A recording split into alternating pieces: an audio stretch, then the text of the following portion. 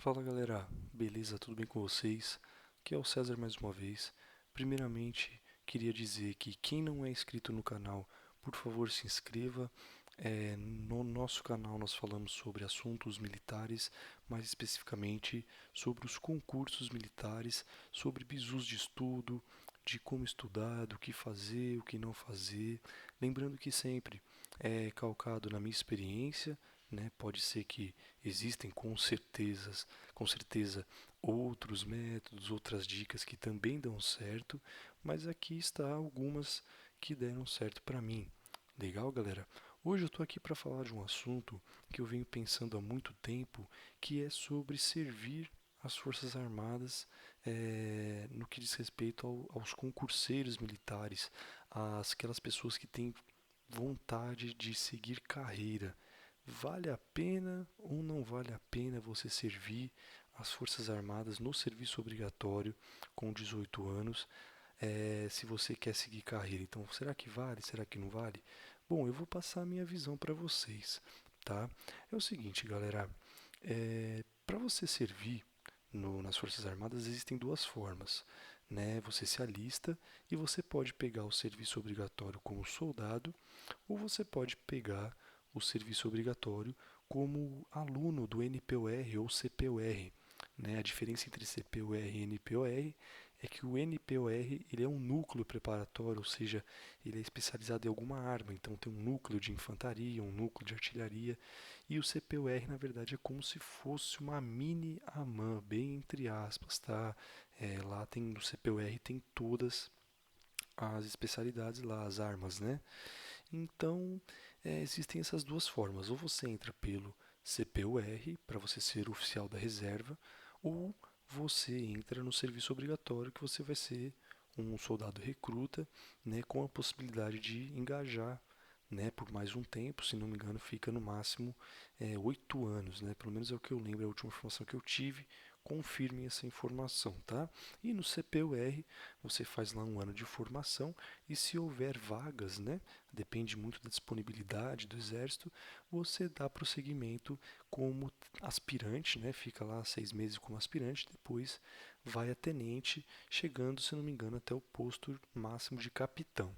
Tá? E aí quando chega a capitão você acaba tendo que sair porque dá o tempo lá que também são 8 anos, se eu não me engano, me corrijam se eu estiver errado. Tá? Então vamos lá, será que vale a pena? Será que não vale? O que eu tenho para dizer para vocês? Se você é um cara que ainda tem algumas dúvidas, gostaria de ter uma experiência antes de prestar um concurso, ou se você não tem dinheiro para bancar o seu estudo por outro meio, eu acredito que vale a pena, mas com algumas ressalvas. É, Se você tem dúvidas de como é o exército, a marinha, a aeronáutica, muitas dessas dúvidas não serão sanadas no serviço militar obrigatório, porque o serviço militar obrigatório ele é uma coisa muito restrita. Você não vai ter acesso a cursos operacionais, você não vai ter acesso a muitas coisas que a carreira militar pode te oferecer, como viagens, oportunidades de fazer cursos, tá? Então, basicamente, o cara que entra como soldado, recruta, né, no seu alistamento militar obrigatório, ele acaba fazendo uma coisa muito básica. Ele ganha lá, se não for TG, porque que eu saiba o tiro de guerra não paga, mas se for os quartéis comuns, você vai receber um certo dinheiro, que eu não sei exatamente quanto está agora, mas com certeza está entre 1.000 e 2.000 reais. Eu chuto aí uma média de 1.300 reais, não sei, me corrijam, inclusive me falem essa informação, porque faz muito tempo que eu não olho tabela de soldo. Mas enfim, o cara ganha ali um dinheirinho, querendo ou não, se você não tem nada, ganhar um dinheirinho já é uma boa coisa. Você tem ali uma oportunidade de ter um contato com o mundo militar, porque querendo ou não você vai fazer no mínimo um bivac, né, que é um acampamento, e você vai ter também a chance, talvez lá na frente, de fazer um curso de cabo, né? Então você vai acabar subindo uma patente, né? Mas para subir para mais, você vai ter que fazer concursos, né? Então, se você entrar como soldado recruta, você não vai ter acesso à carreira de fato, a carreira de sargento, a carreira de tenente, né, de oficial. Ela tem muito mais coisas a oferecer do que o serviço obrigatório. No serviço obrigatório você vai tirar muito serviço, a escala é muito apertada, você vai ficar praticamente no quartel fazendo alguns serviços, sejam eles de obras, sejam eles no rancho, sejam eles no pelotão de transporte, seja ele algum trabalho administrativo. Então, basicamente, você vai prestar serviço, né? Você não vai fazer de fato muita coisa que um militar costuma fazer de uma forma mais operacional. É óbvio que a carreira de sargento e a carreira de oficial tem trabalhos administrativos e da mesma forma presta serviço. Porém, ele tem alguma especialidade que vai possibilitar que ele dê formação, né, que ele instrua os próprios recrutas ou outros sargentos, enfim, vai possibilitar ele fazer cursos, viagens e ter um salário bem melhor. Então a carreira de recruta ela é muito restrita. Então até vale a pena você prestar para você prestar, não, desculpa, você entrar no serviço obrigatório para ter uma noção. Sim, vale a pena. Porém, fique bem ciente de que aquilo não é o que as Forças Armadas têm a oferecer de melhor, tá? Aquilo é um básico, é um tempo básico. Então você não vai ter acesso a tudo que as Forças Armadas podem te possibilitar, como numa carreira de sargento, numa carreira de oficial. Tudo bem? Agora, no que tange a dinheiro, eu recomendaria que vocês, se entrar no serviço obrigatório, tente guardar esse dinheiro para você investir no seu estudo. Tudo bem? E se você precisar ajudar em casa, você administra ali para tentar ajudar. Mas se você tem a pretensão de fazer carreira, tenta fazer o máximo sacrifício para conseguir guardar o dinheiro, tá? E o que, que eu recomendo mais para aquelas pessoas que pretendem servir? Eu recomendo que aquelas pessoas que pretendem servir busquem o CPOR ou o NPOR. Por quê? Querendo ou não, a formação é um pouco mais específica, você vai ter acesso às armas, principalmente aqueles que querem o exército, se bem que hoje o centro de preparação de oficial de reserva só está no exército, né? Na verdade, os outros centros de preparação de oficiais, por exemplo, da FAB é o ITA, né? E aí são os alunos do ITA que acabam fazendo só o primeiro ano e não querem seguir na carreira militar, né? Então não tem acesso ao alistamento obrigatório, você não consegue acessar o Centro Preparatório de Reserva da Marinha, da Aeronáutica. Pelo que eu saiba, não existe isso. Então, para aqueles que querem o exército, você vai ter um contato relativamente legal, porque lá existe a especialização, né? Lá você vai ser de alguma arma. E o CPUR ele tem um horário escolar, basicamente. Então, você entra ali por volta das 6 da manhã e sai por volta das 2, 3 da tarde. Obviamente que no militarismo vai acontecer de você ter que ficar até mais tarde, isso daí qualquer carreira militar, qualquer parte do militarismo. Então, não fique preso a isso achando que meio-dia você vai embora, que não é sempre assim. Porém, eu conheço muitos alunos do CPUR que conseguiam ir à tarde para o cursinho preparatório e ele ganhava lá um soldo bacaninha, que também é por volta ali de 1.000 a 2.000 reais, né? E acaba que você tem um contato maior com o exército e possibilidades melhores de estudar do que o recruta, porque o recruta ele tira serviço muito mais do que um aluno do CPUR, ele tem uma rotina um pouco mais pesada que o aluno do CPUR, tá? Porque são objetivos diferentes. Então, eu acho que no geral vale a pena. E quais são os casos que não vale a pena de forma alguma?